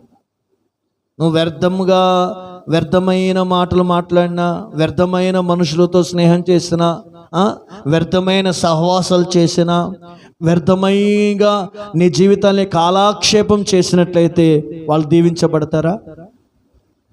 వాళ్ళ జీవితంలో సాక్ష్యాన్ని కోల్పోతారండి. నువ్వు ఎంత ఆత్మీయుడివైనా నువ్వు మాట్లాడిన వ్యర్థమైన మాటలను బట్టి, అపవిత్రమైన మాటలను బట్టి, నీలో వచ్చిన ఆ బలహీనమైన గర్వపు అహంకారపు మాటలను బట్టి నీ మీదున్న మంచి దైవికమైన ఆ యొక్క సాక్ష్యము దెబ్బతింటుంది. అందుకే దేవుని బిడ్డలారా జాగ్రత్త గ్రహించండి. ఎప్పుడైతే మనుషులతో అధికముగా మాట్లాడడానికి ఇష్టపడతామో ఆ వ్యక్తి పడిపోతున్నాడని గ్రహించు. మాట్లాడాలి. దేని కొరకు మాట్లాడాలి? ఉపయోగకరమైన మాటలే మాట్లాడాలి, ప్రయోజనకరమైన మాటలే మాట్లాడాలి. ఒక కుటుంబం గురించి మాట్లాడాలి, ఆ కుటుంబం క్షేమాన్ని గురించి ఆలోచించేటట్టుగా మాట్లాడాలి, సరిచేసేటట్టుగా మాట్లాడాలి, బాగుపరిచేటట్టుగా మాట్లాడాలి, బలహీనపరిచేటట్లుగా, నాశనమయ్యేటట్టుగా, సంఘానికి దూరం అవటట్టుగా, ఆత్మీయంగా దిగజారిపోయేటట్టుగా, వారు దేవుని సందులో ప్రార్థనలో వెనుకబడిపోయేటట్లుగా, నేనే గొప్పవాణ్ణి, నేనే బలవంతుణ్ణి, నేనే జ్ఞానిని, నేనే ప్రార్థన పరుణ్ణి, నేనే అనే ఒక లూసిఫర్ ఆత్మ కలిగి నువ్వు అసెంబ్లీ మీటింగ్ పెట్టకూడదు. శాపం వస్తుంది. వాక్యం సెలవిస్తుంది, పాపములో పడిపోయిన వాడు కాదండి, పాపము చేయు వారితో స్నేహం చేసిన వాడు కూడా పడిపోతాడట. అవునా కదా? కాబట్టి సంగమా, వ్యర్థమైన వాటి విషయములో నువ్వు ఎంత దూరంగా ఉంటావో అంతగా నీ ఇంటిని నువ్వు కాపాడుకుంటావు. ఆమేన్ చెప్పండి. హల్లెలూయా, హల్లెలూయా. చేయాలండి, ప్రేమించాలి, అందరినీ ప్రేమించాలి, కానీ అందరితో స్నేహం చేసి జీవితాలు పాడు చేసుకోవద్దు. మాట్లాడాలి, ఎంత మాట్లాడాలో అంతే మాట్లాడాలి. కానీ అధికంగా మనం మాట్లాడి మన యొక్క దైవికమైన ఆ స్పర్శను కోల్పోయి ఆ దైవిక క్షణాలు మన నుండి దిగజారిపోతాయి. మన విలువలు ఏమవుతాయండి? తగ్గిపోతాయి, వాల్యూస్ తగ్గిపోతాయి. కాబట్టి దేవుని సంఘమా, వ్యర్థమైన దాని మీద మనసు పెట్టద్దంటే ఇవన్నీ నిర్దోషమైన చేతులెత్తి శుద్ధ హృదయం కలిగి నువ్వు జీవించాలి. హల్లెలూయా, హల్లెలూయా. అందుకే దేవుని సంఘమా, అందుకే చాలా జాగ్రత్త కలిగి మనం దేవుని సన్నిధిలో మనం నడుస్తేనే దేవుడు మనకిచ్చే ఆశీర్వాదాలు మనకు అనుగ్రహించబడతాయి. హల్లెలూయా, హల్లెలూయా. తిమోతితో అంటాడు, ఓ తిమోతి, నీకు అప్పగించబడిన దానిని కాపాడి ఇదిగో అపవిత్రమైన వట్టి మాటలకు నువ్వు దూరముగా ఉండుము అని రాయబడింది. దేవుని బిడ్డలారా, తీతుతో అంటాడు, కలహములకును అపవిత్రమైన వివాదములకు నీవు దూరముగా ఉండుము అని రాయబడింటది. జ్ఞాని అయిన సొలొమోను అంటాడు, అనేక మాటలలో దోషము కలగా మానదు అని రాయబడి ఉంది. అందుకే దేవుని సంగమ విశ్వాసుల ఫోన్లో మాట్లాడాలండి. ఎంతసేపు మాట్లాడాలో, ఏ అవసరత కొరకు మాట్లాడుతున్నావో, ఏ అక్కర కొరకు మాట్లాడుతున్నావో, ఏ క్షేమాన్ని అడగడానికి మాట్లాడుతున్నావో అవే మాట్లాడి నువ్వు ముగించినట్లయితే ఇదిగో నీకు క్షేమము, నీకు సమాధానం, నీకు నెమ్మది. అంతేగాని వేరే ఒక దాని గురించి నువ్వు మాట్లాడితే ఏమవుతుందో తెలుసా అండి? నువ్వు వాల్యూస్ తగ్గిపోతాయి, నీలో నువ్వు అపవిత్రుడు అవుతావు, నీవే సాక్ష్యం లేకుండా పాడైపోతావు. ఒక ఎగ్జాంపుల్ చెప్తాను దేవుని బిడ్డలారా, ఒక ఎగ్జాంపుల్ మీరు గ్రహించండి. ఎవరి మీద అని కాదండి. ఇప్పుడు ఫర్ ఎగ్జాంపుల్గా పౌలరాజు అన్న నేను ఆ ఫ్యామిలీ ఇట్లా కలిసి ఉన్నాం అనుకోండి. కలిసి ఉన్న తర్వాత ఇంకో వ్యక్తి సైతానోడు వస్తాడు, దయ్యమోడు వస్తాడు. దయ్యము ఆలోచనలు కలిగినాడు, అది కాదు, ఇది కాదు, ఇది బ్రదర్, అది కాదు, ఇది బ్రదర్, ఇది బ్రదర్, ఇది పాస్టర్ గారు, ఇది పాస్టర్ గారు అని చెప్పి ఏదని చెప్పాడు అనుకోండి, మనసులో బలహీనం అయిపోతాం. ఒకవేళ మనసులో బాధ కలుగుతుంది, కానీ చివరి దశలో ఏం జరుగుతుందండి? చెప్పినోడు సరైన వాడని తెలుసుకున్నప్పుడు ఇదిగో ఆ వ్యక్తి చూసినప్పుడు అలా ఆ మనసులో ఏం కలుగుతుంది తెలుసండి? వెంటనే ఆ మనిషి ఏముంటుంది, వీడెప్పటికి ఇలాంటోడే, ఈ ప్రింటే కలుగుతాయి. కాబట్టి వీనితోటి వచ్చినా సరే వీనితో చాలా జాగ్రత్తగా ఉండాలి, వీనితో చాలా ఎందుకంటే మా పాస్టర్ గారికి మాకే గొడవ పెట్టినోడు రేపు ఎన్ని కొంపలు గొడవ పెట్టి ఉంటాడు వీడు, ఎన్ని కొంపలు నాశనం చేసి ఉంటాడు, ఎంతమంది పిల్లలను నాశనం చేసి ఉంటాడు. అందుకే దేవుని సంగమ విశ్వాసులారా, ఇది వ్యర్థము, ఇది వ్యర్థం. ఎందుకంటే ఒకరిని తిట్టాలన్నా, ఒకరు గద్దించాలన్నా, ఒకరు సరి చేయాలన్నా ఒక విశ్వాసి అయితే వాళ్ళ ఆత్మీయ తండ్రి ఉన్నాడు, వారికి ఆత్మీయ సేవకుడు ఉన్నాడు. ఒకరు వారి పిల్లలైతే వారి తల్లిదండ్రులు ఉన్నారు, వారి పెద్దవారు ఉన్నారు. వారు ఒకవేళ నిన్ను గద్దించు పాస్టర్ గారు, నువ్వు గద్దించు అయ్యా, నువ్వు సరిచేయ్యా అని నువ్వు చెబితే నువ్వు వెళ్ళాలి. అనవసరంగా ఒక ఫ్యామిలీలోకి దూరకూడదు, జీవితాలు పాడైపోతాయి. అనవసరంగా దేనిలో దూరకూడదు. నా అనుభవం కూడా చెప్తాను, దూరడం ద్వారానే మనం అనేక నష్టాలు కొని తెచ్చుకుంటామండి. ఒకళ్ళు చెప్పారా బ్రదర్ అని ప్రేమతో ఒక మాట చెప్పు, అంతేగాని వ్యర్థమైన వాటిని ఒక మనిషిని బలహీనపరచేటట్టుగా, పాడు చేసేటట్టుగా, ఆ ఆత్మీయ జీవితంలో దిగజారిపోయేటట్టుగా మనం ఏనాడు ప్రవర్తించకూడదు. ఎందుకంటే ఎవరి ఆత్మీయ జీవితానికి వారు బాధ్యులై ఉన్నారండి. నువ్వు కాదు, నేను కాదు. అవునా కదా? ఆలోచించను. ఒక మాట చెప్పాను దేవుని బిడ్డలారా, వాళ్ళకి బాహ్యంగా డబ్బు లేకపోవచ్చు, బాహ్యంగా మంచి ఇల్లు లేకపోవచ్చు, బాహ్యంగా వారికి మంచి వస్త్రాలు లేకపోవచ్చు, బాహ్యంగా తినడానికి తిండి లేకపోవచ్చు, కానీ అంతరంగంలో యేసయ్య పట్ల వైరాగ్యం ఉన్నది. హల్లెలూయా. అంతరంగంలో యేసయ్య పట్ల రోషం ఉంది. అంతరంగంలో వారు మంచి ప్రార్థన చేస్తున్నారు, కుటుంబంలో వారు నమ్మకంగా చర్చికి వస్తున్నారు, నమ్మకంగా పాటలు పాడుతున్నారు, నమ్మకంగా దేవుని సేవలో సహకరిస్తున్నారు. అది చాలదా? ఒక మనిషిని ప్రేమించడానికి బాహ్య సౌందర్యము, బాహ్య సంబంధమైన వాటిని బట్టి కాదు, అంతరంగ సంబంధమైన వాటిని బట్టి, దేవుని బట్టి ఒక వ్యక్తిని మనం ప్రేమించిన వారమై ఉండాలి. హల్లెలూయా, హల్లెలూయా. అందుకే సంఘమ విశ్వాసులారా, నీ ఇల్లు, నీ కుటుంబము ఆశీర్వదించబడాలంటే వ్యర్థమైన వాటి యందు మనసు పెట్టకు. నీ ఇంటిలోకి శాపము, చీకటి రావాలంటే వ్యర్థమైన వాటిని నువ్వు ప్రవేశపెడితే చీకటి వస్తుంది, శాపం వస్తుంది. వాటిలో నుండి మనము, దేవుడు నీతో స్పష్టంగా మాట్లాడాడు, వాడు యెహోవా వలన ఎవడు వాడు? వ్యర్థమైన వాటి యందు మనసు పెట్టక కపటమైన ప్రమాణము చేయని వానిని దేవుడు దీవిస్తాడు. ఆమేన్, హల్లెలూయా. మరో మాట చదువుదాం దేవుని బిడ్డలారా, 4వ వచనం చదవండి. కీర్తనలు 5:12.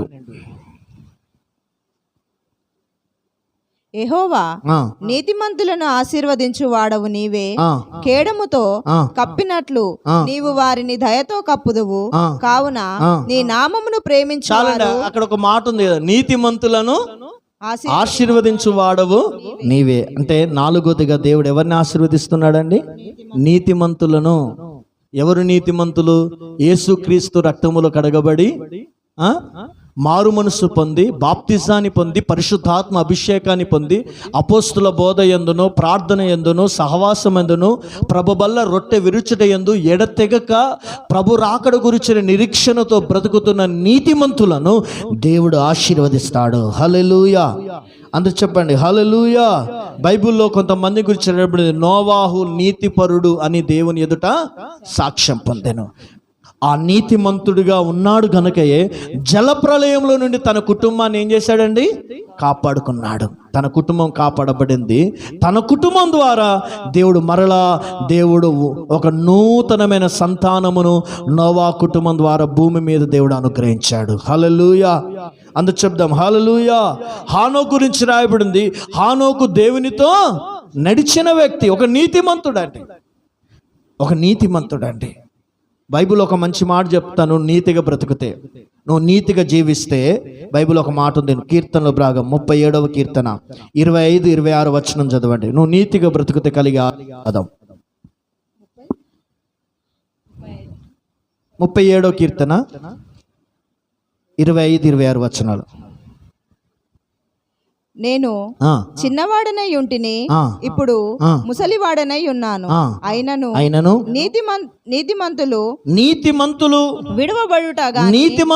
విడవబడుట గాని వారి సంతానము భిక్షమెత్తుట గాని నేను చూచి ఉండలేదు. హల్లెలూయా. అంటే నీతిమంతులు విడవబడుటయో, రెండవదిగా వారి సంతానము భిక్షమెత్తుట అంటే ఏంటిది చెప్పండి? తెలియనట్టు చెప్తున్నారు ఏంది? అడక్క తినే పరిస్థితి నీకు రాదు. అమ్మా దేహి అనే ఆ పరిస్థితి ఆ కుటుంబానికి రాదు. నీతిగా నువ్వు బ్రతుకుతే. ఇంకా రాబింటుంది అక్కడ ఒక చక్కటి మాట, 26వ వచనం. దినమెల్లా వారు దయాలురై అప్పిచ్చెదరు. ఎంత గొప్ప మాట అండి. వారి సంతానపు వారు ఆశీర్వదించబడుదురు. హల్లెలూయా. అందరూ చెప్దాం హల్లెలూయా. హల్లెలూయా. నీతిమంతుల కుటుంబము అప్పుల పాలవ్వదు. అప్పులు జరుగుతాయి, కానీ అప్పుల పాలయ్యే పరిస్థితి దేవుడు తీసుకురా. బాగా అప్పుల పాలైపోయాడంటే ఏంటిది? ఇతడు నీతిని విడిచాడని అర్థం, నీతిలో లేడని అర్థం, నీతిని తప్పి దేవునికి దూరమయ్యాడని అర్థం. ఏదైనా సంఘమా విశ్వాసులారా, నువ్వు నీతిగా జీవిస్తే నీ కుటుంబానికి నువ్వు దీవెనకరంగా ఉంటావు, నీ పిల్లలకు దీవెనకరంగా ఉంటావు, రేపు రాబోయే నీ సంతతికి దీవెనకరంగా ఉంటావు, ఆశీర్వాదకరంగా ఉంటావు.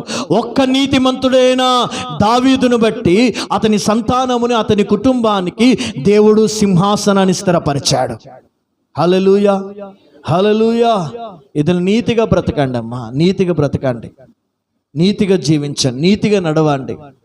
అపవిత్రమైనది, అబద్ధాలు, మోసపూరితమైన జీవితాలకు ఫుల్ స్టాప్ పెట్టేసి నీతి నిజాయితీతో దేవుని యందు భక్తితో మనం జీవిస్తే తప్పకుండా దేవుడు నిన్ను ఆశీర్వదిస్తాడు. హల్లెలూయా. అందరూ చెప్దాం హల్లెలూయా. 4వ మాట చూద్దాం. గలతీయులకు రాసిన పత్రిక 3:9.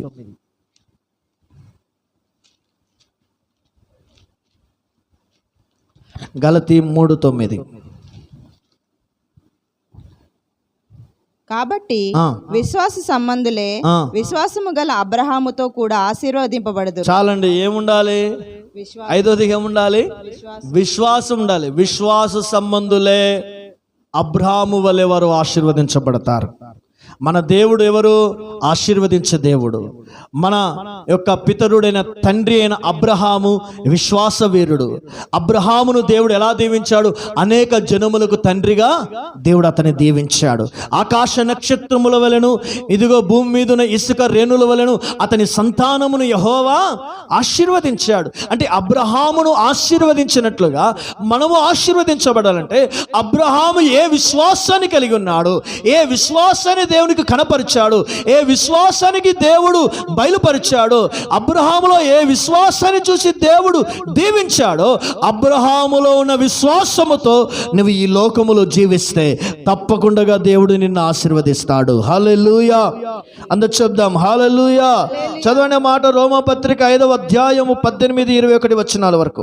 రోమాపత్రిక 5వ అధ్యాయము 18 నుండి 21 వచనం వరకు. నీ సంతానము ఇలాగా ఉండునని చెప్పిన దానిని బట్టి తాను అనేక జనములకు తండ్రి అగునట్లు నిరీక్షణకు ఆధారము లేనప్పుడు అతడు నిరీక్షణ కలిగి నమ్మెను.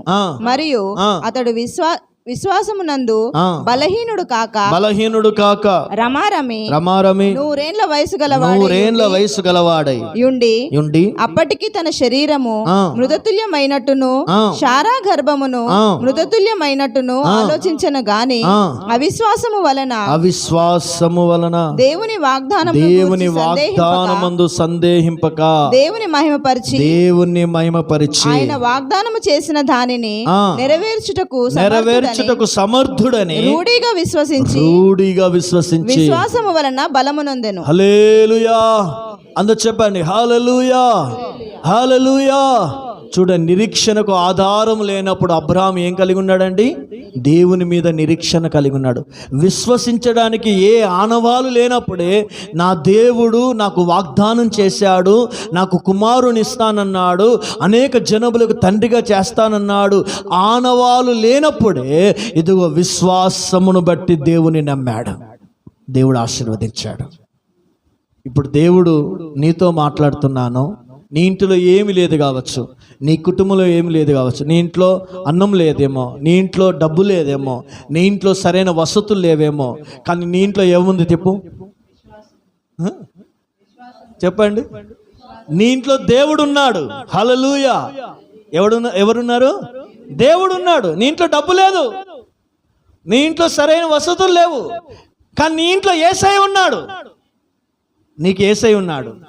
నాకు ఏం లేదు కావచ్చు, నా హృదయంలో యేసయ్య ఉన్నాడు, నాలో యేసయ్య అంటే నాతో దేవుడు ఉన్నాడనే విశ్వాసం నీలో ఉంటే ఆ విశ్వాసం కర్తయ్య యేసు గొప్ప కార్యాలు నీ జీవితంలో చేస్తాడు. ఆమె చెప్పండి హల్లెలూయా. హల్లెలూయా. విశ్వాసం ఉండాలండి. ఏమి లేదని బాధపడకు. ఏమి లేని చోటనే దేవుడు సమస్తాన్ని సృష్టించే దేవుడు. ఏమీ లేని నీ జీవితాన్ని దేవుడు ఘనముగా దీవిస్తాడు. విశ్వాసం కలిగి ఉంటుంది దేవుని బిడ్డారా. నీతిమంతుడైన వాడు విశ్వాసం మూలముగా జీవించును అంటారు. ఇప్పుడు విశ్వాసం ఉండాలండి. మనకేం లేదు, అయ్యో నేను ఏం చేయలేకపోతున్నాను, నువ్వు విశ్వాసంతో ప్రార్థన చేయి, నువ్వు విశ్వాసంతో దేవుని స్థలంలో కనిపెట్టు, నువ్వు విశ్వాసంతో దేవుని అడుగు. సందేహింపగా అడిగిన వాడికి అది ఏమి అడుగునో దేవుడు వానికి అనుగ్రహించాడు, నిశ్చయముగా అనుగ్రహిస్తాడని. ఎంత చక్కగా మాట అండి. దేవుని బిడ్డలారా, విశ్వాసం కావాలండి. ఈ దినంలో విశ్వాసాన్ని చంపుకుంటున్నారు అనేకులు. ఒకవేళ నీకు జ్వరం వచ్చినా ఫస్ట్ విశ్వాసంతో దేవుని స్థలంలో ప్రార్థన చేయి, దేవుడు బాగు చేస్తాడు. బాగా అప్పులున్నాయని నువ్వు బాధపడకు. అప్పులు తీర్చడానికి ఆ విధవరాలకి సహాయం చేసిన దేవుడే నీ అప్పులు తీర్చడానికి దేవుడు సహాయం చేస్తాడని విశ్వాసంతో నువ్వు ప్రార్థన చేయి. ఒక ద్వారం తెరుస్తాడు. ఒక పని చేయడానికి ఒక ద్వారాన్ని నీకు తెరుస్తాడు. శరీరంలో ఒక బలహీనత, అనారోగ్యత ఉందని నువ్వు బాధపడకు. విశ్వాసముతో నువ్వు ప్రార్థన చేయి. 12 సంవత్సరాల స్త్రీని దేవుడు స్వస్థపరచలేదా? బాగు చేయలేదా? విశ్వాసం నీకు ఉండాలంటే దేవుని బిడ్డలారా. ఇతరులు విశ్వాసం లేకుండా ఏం జరుగుతుంది అండి, ఏమున్నదండి ఇక్కడ, ఎక్కడుందండి, ఏం లేదు కదా అని నువ్వు కంగారు పడాల్సిన అవసరం లేదు. ఏమీ లేకపోవచ్చు, కానీ యేసు అను నా దేవుడు, యేసు అను నా ప్రభు నీతో నాతో ఎల్లప్పుడూ ఉండువాడు. ఆమేన్ చెప్పండి హల్లెలూయా. ఒకవేళ జ్ఞానము కొదువుగా ఉన్న ఎడల నన్ను అడుగుమన్నాడు దేవుడు. విశ్వాసం కావాలి. విశ్వాసులారా, మీ విశ్వాసాన్ని దినదినము వృద్ధిపరుచుకున్నప్పుడు దేవుని అద్భుత కార్యాలు మన జీవితంలో చూస్తాము. హల్లెలూయా. హల్లెలూయా. నీ స్థితిగతులు మార్చాలంటే, నీ పరిస్థితులు మార్చబడాలంటే, నీ బ్రతుకు మార్చబడాలంటే, నీ జీవితంలో ప్రతి అనుభవాలు ఒక మహిమతో కూడిన అనుభవాలుగా మార్చబడాలంటే విశ్వాసముతో నువ్వు దేవునిలో నడుచుదువుగాక. విశ్వాసముతో దేవుని సన్నిధిలో ప్రార్థన చేయుదువుగాక. ఆమేన్. విశ్వాసం కావాలి. దేవుడు వచ్చి చూసేది ఏంటిదటండి? రేపు రాకడలో విశ్వాసాన్ని చూస్తాడటండి. న్యాయాధిపతి దగ్గరికి వెళ్ళి విధవరాలు మహావేదనతో అడుగుతున్నది. ఆ న్యాయాధిపతి ఒక దినం ఏం చేశాడంటే ఆమెకి న్యాయం తీర్చాడు. అలాగనే నా దేవుడు కూడా నీ జీవితంలో కలిగే సమస్యలకు, బాధలకు, కష్టాలకు, ఇబ్బందులకు దేవుడు న్యాయం తీర్చి నీకు దేవుడు అన్ని రకాలుగా సహాయం చేయబోతున్నాడు. ఆమేన్. హల్లెలూయా. ఇదిగో నువ్వు కింది స్థితిలో ఉన్నావేమో, విశ్వాసం కలిగి ఉండు, నీ స్థితిని పైకి లేపబోతున్నాడు. ఆమేన్. ఆమేన్. నువ్వు ఒంటరిగా ఉన్నావేమో, అనేక జనం మధ్య నిన్ను నిలబెట్టబోతున్నాడు. ఆమేన్. నువ్వు ఎక్కడైతే నేను అవమానపరిచి పరిహాసం చేసి కించపరిచారో, నువ్వు విశ్వాసం కలిగి ప్రార్థనలో గడుపు, నీ స్థితిని దేవుడు మార్చబోతున్నాడు. ఆమేన్. హల్లెలూయా. నీ పిల్లల స్థితిని మార్చుతాడు, నీ స్థితిని మారుస్తాడు.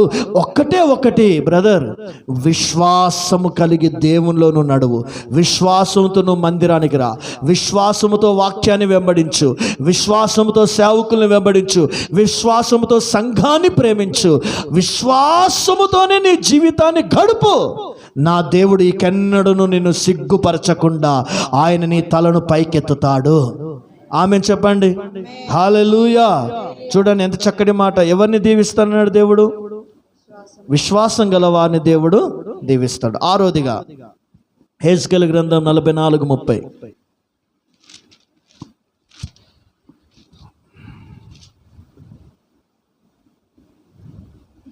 హెజ్కేలు గ్రంథం 44:30 వచనం. మీ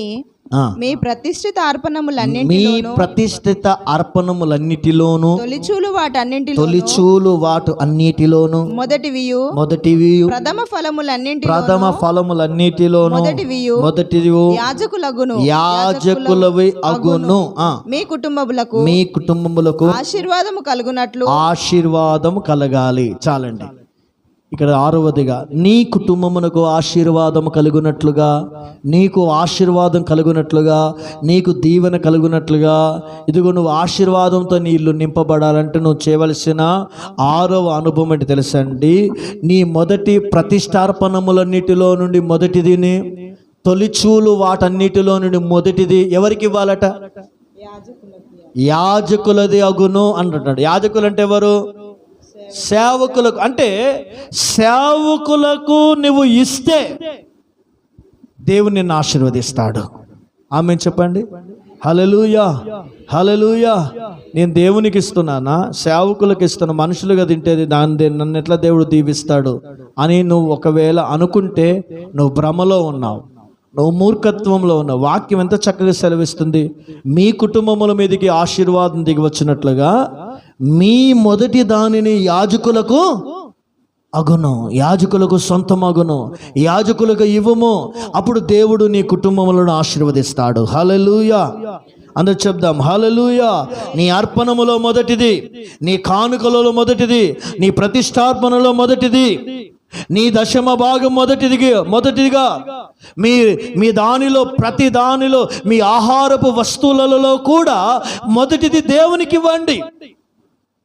కానుకలను నమ్మకముగా దేవునికి సమర్పణ చేయండి. అర్పణములు నమ్మకంగా దేవునికి సమర్పణ చేస్తే అవి యాజకుని యొద్దకు వచ్చినప్పుడు యాజకుడు వాటి కొరకు ప్రార్థన చేసి వాటిని పరిశుద్ధపరిచినప్పుడు ఇదిగో మీరిచ్చిన ప్రతి కానుక అర్పణములను ఇదిగో దేవుని పరిచర్య కొరకు ఇచ్చారు కనుక వాటిని సేవకుడు ప్రార్థించి పరిశుద్ధపరచగానే ఇదిగో మీ కుటుంబాలలో దేవుని ఆశీర్వాదం దిగి వస్తుంది. హల్లెలూయా. హల్లెలూయా. బైబిల్లో రాయబడింది, గలతీలో రాసిన పత్రికలో 6వ వచనం 7వ వచనం చదవండి.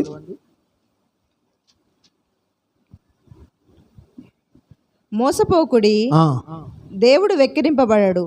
మనుషుడు ఏమి విత్తునో, మనుషుడు ఏది విత్తునో ఆ పంటనే కోయును. ఎలాగనగా, చాలండి పైన చదవండి. వాక్యోపదేశము పొందువాడు ఉపదేశించు వానిలో మంచి పదార్థములన్నిటిలో భాగమివ్వాలి.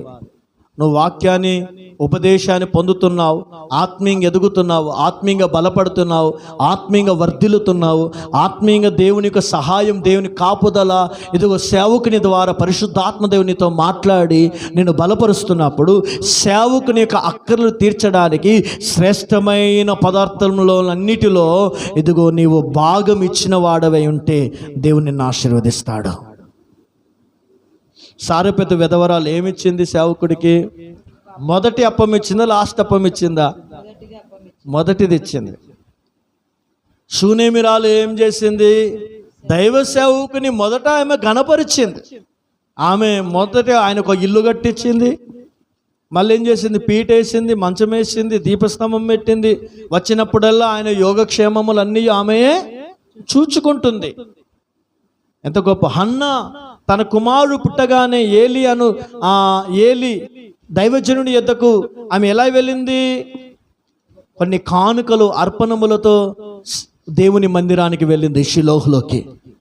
ఇదైనా సంగమ విశ్వాసులారా, నీవు శ్రేష్టమైన వాటిని పదార్థములన్నిటిలో నుండి కూడా దేవునికి ఇవ్వడం ద్వారా ఆయన నిన్ను ఆశీర్వదిస్తాడు. హల్లెలూయా! అందరు చెప్పండి హల్లెలూయా. ఈ దినము నుండి దేవుణ్ణి ఇంకా ఆర్థికంగా దేవుడు దీవించాలంటే నువ్వు సేవను ప్రోత్సాహపరిచేవాడిగా ఉండాలి. నీ రాబడి అంతటిలో నుండి దశమ భాగము ప్రతి నెల నువ్వు నమ్మకంగా నీ పెన్షన్లన్నిటిలో నుండి నువ్వు నమ్మకంగా దశమ భాగం తీయండి. ప్రతి వారం కాకపోయినా ప్రతి ప్రభు బల్లారాధనకి ఇదిగో ప్రతి బల్లారాధనప్పుడు ఇదిగో దేవుని సన్నిధిలో ఆహారపు వస్తువులతో నువ్వు దేవుని మందిరానికి రండి. దేవుడు మీకు ఇచ్చిన దాంట్లోనే మీరు ఘనపరచండి. నా దగ్గర ఏం లేదు అంటే దేవుడు ఏం చేస్తాడంటే, ఏం లేదా? ఏం లేకుండా మనం బతుకుతానమ్మా? నేనే కాదు, సేవకుడు కూడా దశమ భాగం తీయాలి. హల్లెలూయా, హల్లెలూయా. నాకు కూడా దశమ భాగం కవర్ ఒకటి ఉంటుంది, నేను చూపిస్తాను ఒకసారి. ప్రార్థన ఏమిటో కావాలంటే చూపిస్తాను మీకు.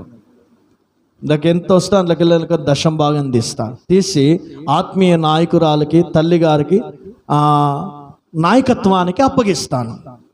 కాపరికి, సేవకునికి వారు అప్పగించినప్పుడు విశ్వాసులు ఆశీర్వదించబడదు. మీకున్న దాంట్లోనే, మిమ్మల్ని బలవంతం లేదు, మిమ్మల్ని బలిమి చేసేది లేదు, మిమ్మల్ని ఇబ్బంది చేసేది లేదు. ఎవరైతే నమ్మకంగా తన సంఘాన్ని ఆర్థికంగా ప్రోత్సాహపరుస్తారో వారు ఆశీర్వదించబడతారు. సేవా అవసరతలు, సేవ అక్కర్లు కూడా ప్రభు పరిచర్యలో వారి యొక్క ధనము దేవుని సేవ కొరకు వాడబడుతుంది. ఆమేన్, హల్లెలూయా. కనుక ఈకిది మొదలుకొని మీరు ఆర్థికంగా కూడా శ్రేష్టమైన పదార్థములన్నిటిలో దేవుని సేవకులకు ఇచ్చి ఆయన ఆశీర్వాదాన్ని మీరు స్వతంత్రించుకుందురుగాక. ఆమేన్. 6 విషయాలు చెప్పాను. లేవికాండలో మాట ఉంది, దశమ భాగం యెహోవా సొమ్ము అని రాయబడింది. దేవుని సొమ్ము తింటారా? దేవుని సొమ్ము ఎంత? దేవుని సొమ్ము 10 భాగం. మన సొమ్ము ఎంత? 90 భాగం. దేవుడు 90 భాగాన్ని మనము తినమన్నాడు, 10 భాగము నాకు ఇవ్వమన్నాడు. ఇప్పుడు 90 భాగం తింటాం, 10 భాగం కూడా తింటే ఎట్లా అండి? దేవుని ఎలా దీవిస్తాడు? ఒకసారి ఆలోచించి. మనం అనుకుంటాం నా దగ్గర ఏం, కరువులో కూడా నువ్వు దేవునికి ఇవ్వడం నేర్చుకో, సమృద్ధి గల దానిగా దేవుని నిన్ను ఆశీర్వదిస్తాడు. హల్లెలూయా. దశమ భాగమును నమ్మకంగా తీయి. అలాగనే ప్రతి దానిలో నువ్వు వంట చేస్తున్నప్పుడు నీ ఆహారపు వస్తువులు కూడా నమ్మకంగా దేవుని సేవ కొరకు ప్రతిష్ఠించు. దేవుడు నిన్ను తప్పకుండా నూరంతలుగా దేవుడు ఆశీర్వదిస్తాడు. హల్లెలూయా, హల్లెలూయా. చివరి మాట చదువుదాం. 2 సమూయేలు రాసిన గ్రంథం 6వ అధ్యాయం 11వ వచనం.